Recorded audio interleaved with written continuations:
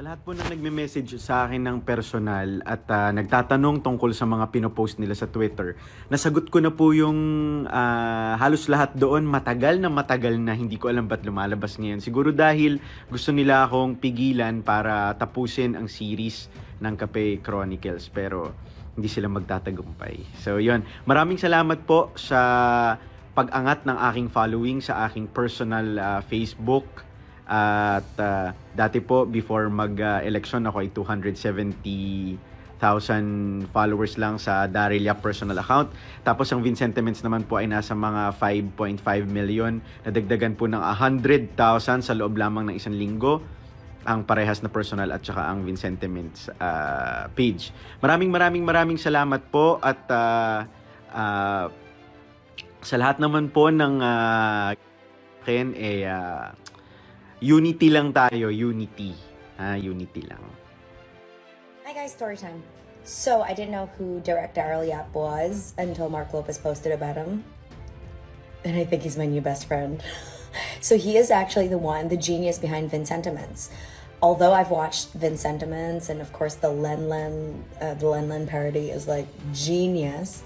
He is also behind the hashtag Jinggoy Cutie campaign of Senator Jinggoy Estrada, which made me realize so many things about my own misconceptions against Senator Estrada. And though I cannot choose between him and his brother JV, I don't want to get into that. But what I'm going to talk to you about is the fact that I love that you're so at him. I love that you're also that somebody's so good at what he does. And he echoes my heart. Lenny's going to be president. She can work 18 hours and still becoming president. She can work 20 hours and be haggard and still win the presidency. You know why? Because it's so funny that you're yourselves that she doesn't. You didn't even fill your tiny venue for the proclamation rally. We filled half of the Philippine arena. Would you like us to also fill the KJC Superdome in Davao? Because we can do that. Luzon version pa lang ng proclamation rally yon. Huwag kaming hamunin, mga Bisaya. So, to direct DARRYL YAP, you are a genius! Oh my gosh. Just breathing life and just like watching Senator Amy Marcos. Just like, and then now you're gonna use the frontliners and make us all like feel like, oh, you know, oh, no, naman.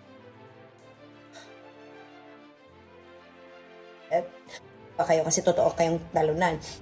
Kayo, because you've been painting the Marcoses as for 30 years and you didn't do better. And now what happens? Bongbong is about to be president. And on top of that, our first children are gonna be hot. Although I do have a crush who's not, you know, works for government, but is not political. I hope not. Just really happy.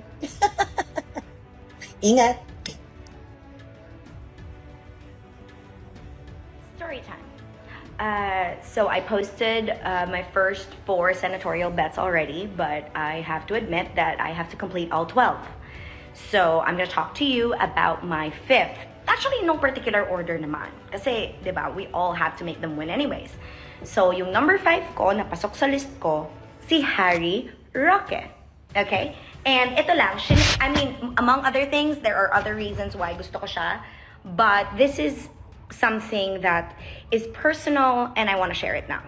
Okay? Last year, when I was invited to Malacanang, both Tony and I met most of the cabinet secretaries at the Malagos Clubhouse kasi doon sila hino-hold before going to meet the president. So, when Secretary Dal came into the clubhouse, Tony, of course, nagmano si Tony sa kanya because they know each other already. But itong si Sir Harry Roque, talagang nagulat ako. Di ba we made the TikTok? Siyempre, We did that. It was more like a thing, and to me, it was really a light moment. But what you didn't know is that Harry Roque danced with my son Tony to no music in his barong. They were both in barongs, and wala siyang pakialam.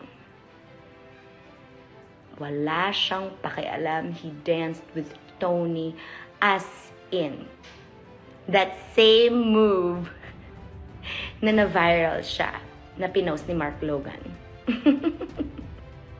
One thing that I appreciate about Harry Roque is that he just does not give a damn. He will dance whenever he wants to. He will be sassy the way he wants to because he's smart and he knows what he's doing. It's tough to be spokesperson, but I believe in all the moments that Harry Roque was spokesperson, I like how he's just so unbothered by those that hate him so much. So to Mr. Harry Roque, good luck sa pagkapanalo mo as future senator. You have my vote and complete support. Pero sana TikTok challenge, next nating pagkikita, isayaw na natin yung paglalambing natin sa mga ayaw sa atin. Ingat! Mwah! Good morning, guys. Okay, these filters on TikTok is giving me life. And because I just woke up and I wanted to talk about something important. So yesterday I talked about how I deal with men, and so many of you jumped up in my inbox and, you know, made requests about videos that you want me to tackle here on my account. And one of the things that I loved that you sent me was for me to talk about friendships in general, not just the ones that we make at work, but the ones that we make, all throughout our life. So to be honest, I have lost a lot of friends ever since I was given a lot of attention that I did not want to begin with. I was just minding my own business, making videos on my TikTok while I was in my pajamas. And, you gave me that. You made me viral. And a lot of the people around me had mixed emotions about that. Ano masabi mo sa Comelec na nakikipag-partner sa Rappler? I think that's weird. Kasi mamaya hindi matanggap ng Rappler yung magiging result, and we have a pretty good idea of what the result's gonna be. Tapos sabihin nila tapos ang gagamitin nilang igagamitin nila yung Nobel Peace Prize card. Tapos yung We Are Comelec's Partners card para i-legitimize yung kanilang However, I think there are enough camps na kumokontra na dyan. So hindi na ako makikisali, nakukornihan na ako dyan. Next. Paano nga ulit explain ni Pacquiao TP? Loko ka dyan, ako manikin, che. Sabi ni Enzo Havarata, for me, walang masyadong impact yung endorsement ni Tatay Digong. Baka makasira pa. Well, right now, kung mag-endorse si PRRD, medyo formality na lang eh. Medyo obvious na eh kung sino mananalo eh. Talagang feeling ko talaga pinaglalabanan na lang talaga ngayon sa mga senador. Dikit-dikit yung senador eh. Noong isang araw, sabi ko nga, isasama ko sa senatorial slate ko si Minguito Padilla kasi magaling doon sa SMNI debate. Kaya lang, baka tanggalin ko rin. Kasi background check ko, sino ba tong Minguita na to? Anong nalaman ko na, yun pala yung Minguita na yun. So, baka i-edit ko yung aking senatorial slate. Basta ilabas ko na lang guys ng end of mga first week ng April yung final. Sabi ni Queen Zyril, Ilocano ka ba tipi? Hindi. Bulakenyo ako eh. Pareho magulang ko Bulakenyo. Actually, puro Bulacan yung pamilya namin. Tipi, ano nakita mo kay Padilla? kalmado siyang sumagot, nag-aral talaga siya para sa debate, hindi siya nagtunog. May mga sagot siya na tama, na maganda talaga na oo nga no. Kaya lang ang gusto ko lang malaman ay yung kanyang recent history. Hindi pa ako ganun ka-familiar. All I know is that she's smart. Dr. Minggita Padilla is smart. Ang problema ko lang, nadala ko na aking emosyon last night. Sabi ko, ano ba ang pinagkagagawa niya noong huling 10 taon? Parang ganon. So that is something that I will still have to look into. So right now, ang senatorial slate ko pa lang ay first, Marcoleta, 2, Villar, 3, Gadon, 4, Legarda. Marcoleta, Villar, Gadon, Legarda pa lang. Yung iba, hinintay ko pa lumitaw sa debate.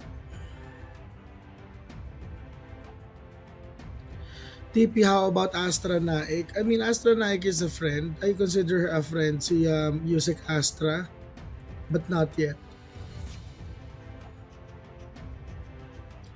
Sabi ni No Sir Nieves, ayaw mo ba kay Bailen? Yung kay Agnes Bailen. Alam mo, kaya rin si Bailen, matalino si Bailen. Diferensya nga lang, nag-i-strategic vote ako eh. So, pag pumasok siguro siya sa top 25 ng mga senador, baka isama ko siya. Kung hindi, kung nasa top 30, 40, 50 na siya, sa dulo-dulo na, walang winnability, masasayang lang yung boto ko. At saka pala Harry Roque, sorry naman po, ulitin ko lang ha, Marcoleta, Villar, Gadon, Roque, Legarda. Marcoleta, Villar, Gadon, Roque, Legarda. Hindi pa yung Gibo, hindi pa siya nagdi-debate. Yung Panelo, hindi. Nakita niyo ba kung gaano kasabaw si Panelo sa mga sagot niya? Paikot-ikot. Lumitaw pa nga ng nag-retake pa nga eh. Tapos tatawa ako nung second yung second dati ni Panelo dun sa debate, sumasagot na sa renewable. So mukhang nag-cram on renewable energy. So may hindi mo niya mapansin yung second debate, may tanong about renewables. Tapos sumagot na si Panelo, tapos ako parang nag-cram kahapon yan. Hindi ganun. Next. Tulitin ko lang. Roque, Marcoleta, Gadon, Villar, Legarda. Yung outfit ni Panelo, Count Dracula. Mahilig talaga si Panelo ng ganon. Mahilig talaga siya mag-outfit ng mga weirdong outfit. Hayaan mo na siya. TP, any thoughts about Honasan? Honasan is okay. But I do not dislike Honasan. I do not like him either. Yung parang neutral lang ako sa kanya. Tapos, but he's not, hindi lumulukso yung, alam mo yun? Hindi lumulukso yung tibok ng puso ko, parang gano'n. So nothing against Honasan. I think he's a pretty chill guy. It's just that even his answers were pretty okay, but not, parang they were passable but not breathtaking. Kasi if ewan ko lang. Alam niyo ba sabihin ko guys, yung medyo pasiklab dapat, gusto ko yung may anghang. Hindi ko naramdaman kay Honasan eh. He's a pretty good guy ha. Ang marinig ko sa mga ibang friends ko, he's a very chill guy. Kaya lang wala pa ako rin sa point na he's parang may appreciation para he's good enough to put on my lang naman. Balota ko yun eh. Wala naman pakialam ko sino boboto ko. Pero hindi pa. Next. Cheese Escudero. Nag-iisipan ko pa. Alam nyo, in fairness kay Cheese, in fairness kay Cheese, medyo boring lang talaga siya magsalita pero matalino yun. Si Cheese Escudero. Ngayon, ang problema kasi, caught between a rock and a hard place etong si Cheese. Kasi sorsogon yan eh, de Lenny Country. Di ba Bicolano? So hindi siya po pwede yung for his own sake. Hindi niya po pwedeng i-alienate yung boto ng kanyang baluarte. 'Di ba? So hindi siya po pwede talaga mag-UNITEAM. So yung choice niya na sumali sa kabilang parlor, I perfectly understand. Chill lang ako.